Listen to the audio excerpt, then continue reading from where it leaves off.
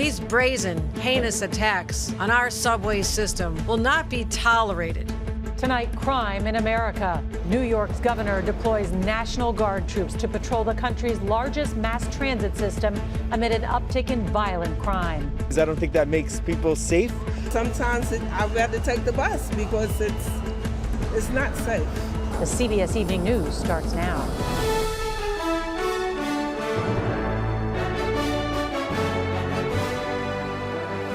Good evening, I'm Nora O'Donnell, and thank you for being with us on this Wednesday night. And we do want to begin tonight with the rising crime rate in New York on America's largest subway system, with millions of commuters and tourists riding every day. Well, now, an extraordinary new approach by the governor there to bring down crime in the Big Apple. The Democratic governor announcing a major crackdown. Hundreds of National Guard will begin tonight patrolling subway platforms and checking riders' bags. The show of force comes after a recent spike in crime in the underground transit, including 3 killings since January. And even today, just hours after the announcement, a train conductor reported that she was hit in the head with a glass bottle. CBS's Elaine Quijano spoke with subway riders about the new security. New York Governor Kathy Hochul's plan is aimed at improving subway rider safety, adding 1,000 more personnel, including 750 National Guard troops, to help with patrols and random bag searches. Anyone looking to do harm or spread fear on our subways, you will be caught. The move comes after a more than 46% spike in major crimes in the city's transit system in January compared to 2023. Across the country, CBS News polling shows crime is a top concern for voters. But data shows crime is down in big cities, including New York, Chicago, and Los Angeles. In the daytime, I feel safe. Nighttime, I don't know, man. Because I be saying, where's the cops? You don't see them that much. Already this year, there have been several high-profile crimes in New York's subway system, including 3 killings and a brutal attack on a conductor. But you have to feel safe in the system, because I know how it plays on your psyche when you hear about some random acts of violence. Danny Perlstein is with the transit advocacy group Riders Alliance. With stationing troops there, that's going to create a heightened climate of fear of the subway. It's not getting at the root causes of the problems. The governor's plan does include $20 million for mental health outreach. In the morning, you see nothing but the homeless on the trains. I don't feel safe. Sometimes I just take the bus. More than 3 million people ride the New York City transit system every day. But Nora, that is down from a peak of 5 million people per day before the pandemic. All right, I know that's controversial. We'll be watching Elaine Quijano. Thank you. Now to some breaking news. A verdict just in the trial of the weapons expert on Alec Baldwin's movie Rust. Hannah Gutierrez-Reed was found guilty for her role in the accidental shooting that killed the movie's cinematographer. They deliberated just 2.5 hours. CBS's Elise Preston has the late-breaking details from the courthouse in New Mexico. The jury quickly found Hannah Gutierrez-Reed guilty of manslaughter. We find the defendant, Hannah Gutierrez, guilty. She remained stoic, her mother stunned and visibly shaken. This case is about constant, never-ending safety failures. Gutierrez-Reed was in charge of nearly 20 weapons during the filming of the movie Rust, including the prop gun held by actor Alec Baldwin that discharged, killing Helena Hutchins and injuring director Joel Souza in October 2021. And what do you know? Prosecutors argued Gutierrez-Reed was negligent because she mixed live ammunition with dummy rounds on the set. She had 3 hours in the morning waiting for the camera crew to arrive. She had every opportunity to go through that box of dummies. Which is why juror Albert Sanchez says Gutierrez-Reed was at fault. Pretty much not checking the weapons, just handing them over and like, here. That's something you can consider. The defense tried to shift the blame to Baldwin, who they argue never should have pointed the gun in the direction of Hutchins. They say at the time of this shooting, Gutierrez-Reed wasn't inside the church and didn't give Baldwin the gun during the rehearsal. He's going off script. That defeats any idea that that was foreseeable to Miss Gutierrez-Reed. If she doesn't know what's happening, she can't foresee it. Now, Gutierrez Reed was taken into custody as she awaits sentencing. As for Baldwin, he was charged with involuntary manslaughter, but always maintained that he did not pull the trigger. Baldwin's trial is expected to start in July. Nora? Elise Preston in Santa Fe for us. Thank you so much. Turning now to the weather, with millions of people under flood watches tonight in the Northeast, while severe storms are threatening the South. For more, let's bring in meteorologist Mike Bettis. He's with our partners at the Weather Channel. Good evening, Mike. Nora, good evening. Another wet stretch ahead for the Northeast. Now through tomorrow, some heavier rain across the Northeast with more than 30 million Americans under flood watches, especially that I-95 corridor. Generally speaking, 1 to 2, but pockets of 3 to 5, which could cause that flooding. We'll get a break on Friday, right back into it for the weekend. Another storm complex comes in, rain and wind. What's different about this one is a little bit colder. The tail end of this event brings some snow from Ohio up to Maine. Some of that could be very heavy, especially in the mountains in New England, but from Boston southbound, it's all rain for you here. Then there's the Southeast. Several days of heavy rain and thunderstorms back in our forecast. As much as 5 inches of rain is possible. Nor also can't rule out severe weather, including hail, high winds, and a threat of tornadoes. Mike Bettis, thank you. The stage is all but set for November's presidential election now that Nikki Haley has dropped out of the race. Polls show it's a matchup few Americans wanted, but last night's dominant Super Tuesday victories for both President Joe Biden and predecessor Donald Trump will now lead to 8 months of a brutal, bitter campaign. Here's CBS's Caitlin Huey-Burns. I said I wanted Americans to have their voices heard. I have done that.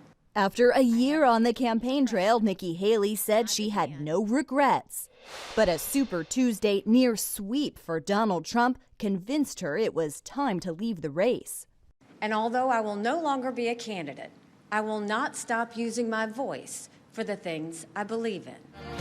While she congratulated the former president, she declined to endorse him.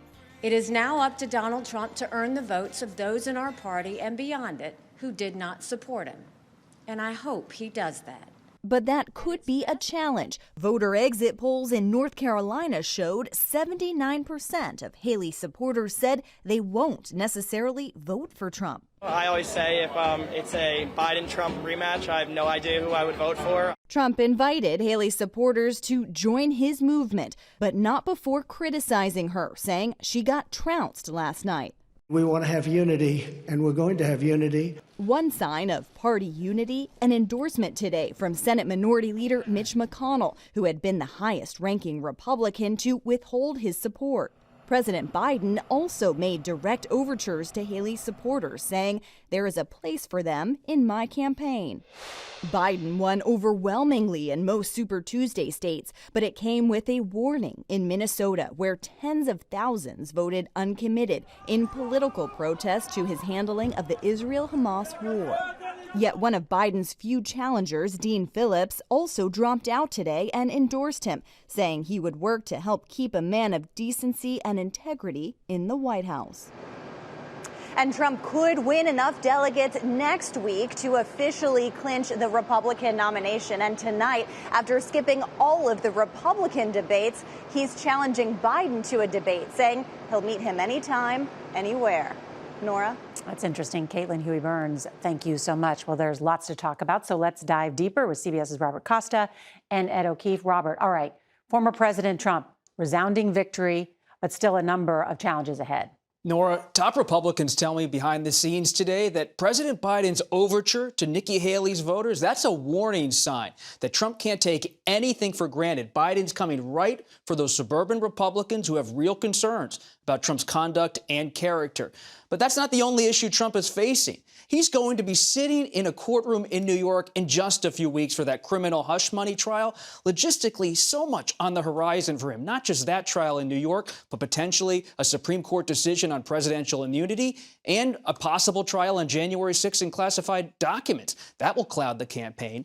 And then finally, raising money. Just on Sunday, Trump met with billionaire Elon Musk. Now, Musk said today he's not going to donate a cent to any candidate. But it's clear Trump and his allies want Musk to be involved in some way politically. And Ed O'Keefe, a big night for President Biden ahead with the State of the Union address.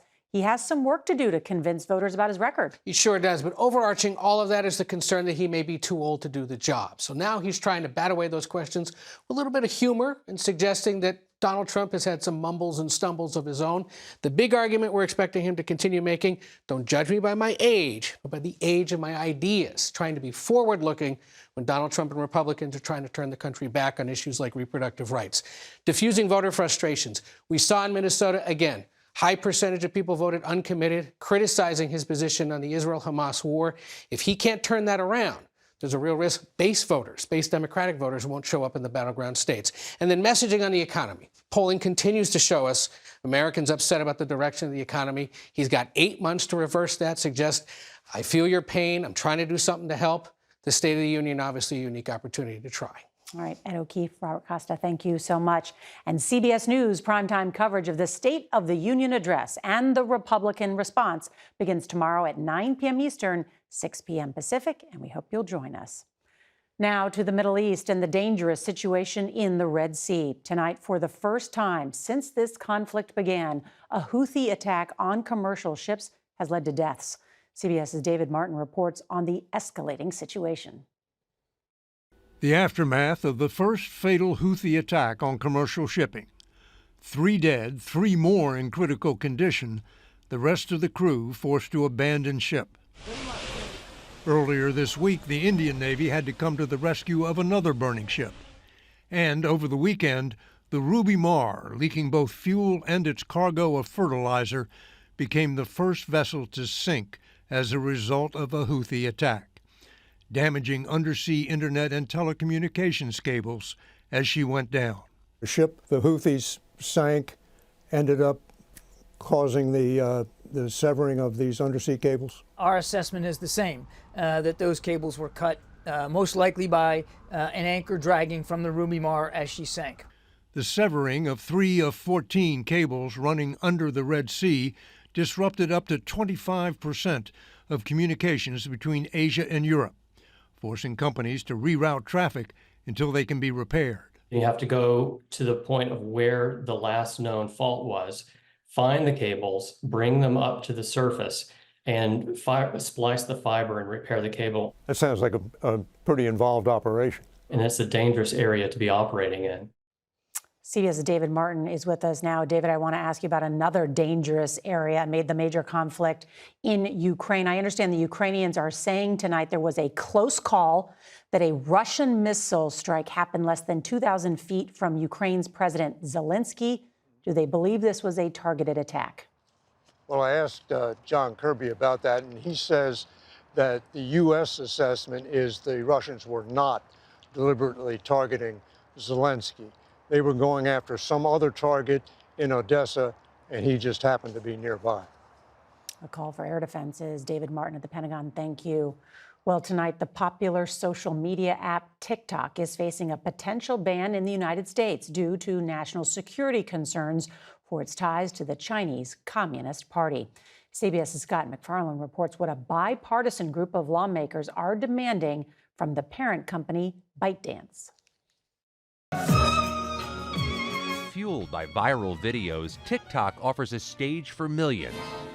But soon, the curtain could be coming down, including for Kim Pham, who says she leans heavily on TikTok to lure customers. So follow us to come along on this journey. To her company in California. What happens to you if it's just banned one day? It wouldn't kill us tomorrow, but TikTok as a platform has represented a very kind of meaningful and new way that we reach consumers.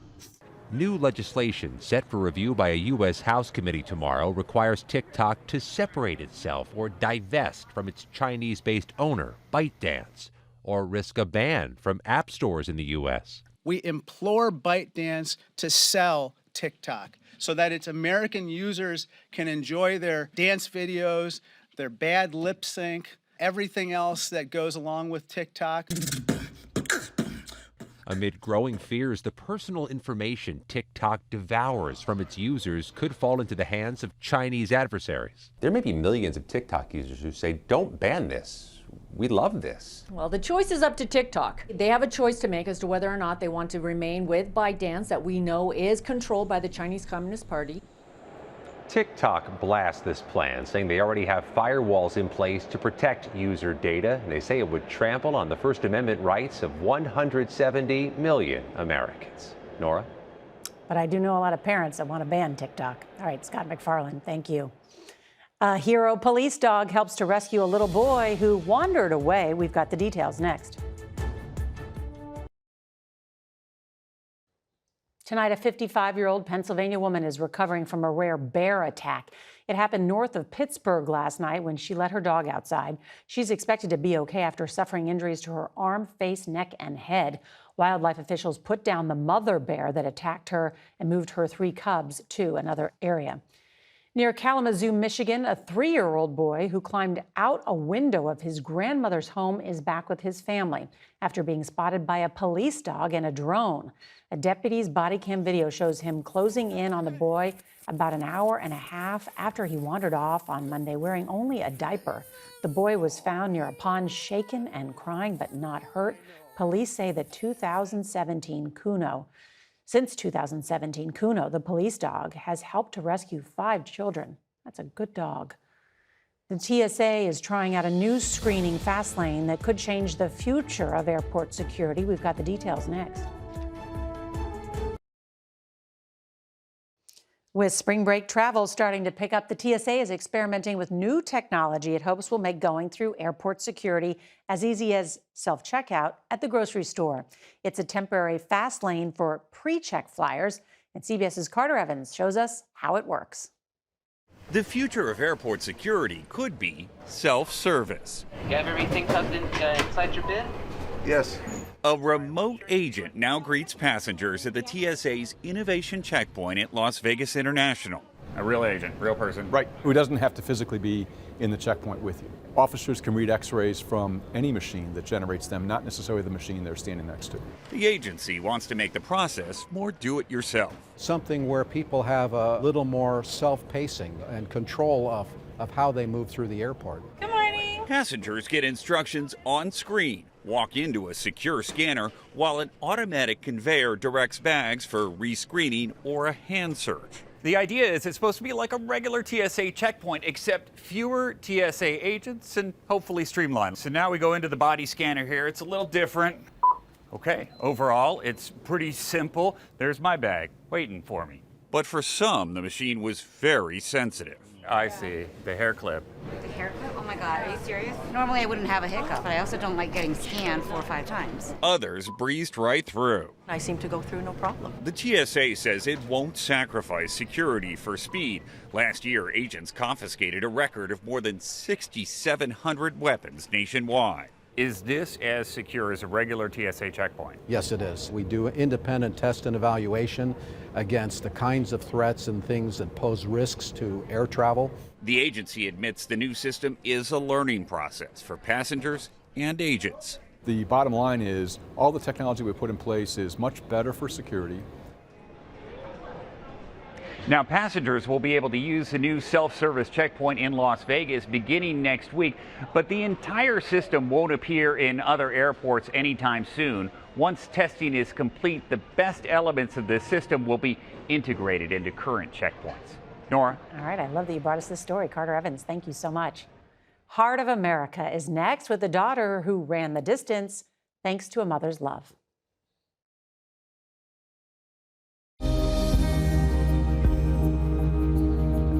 Finally, tonight's Heart of America, meet Bernice Alfaro of Little Rock, Arkansas.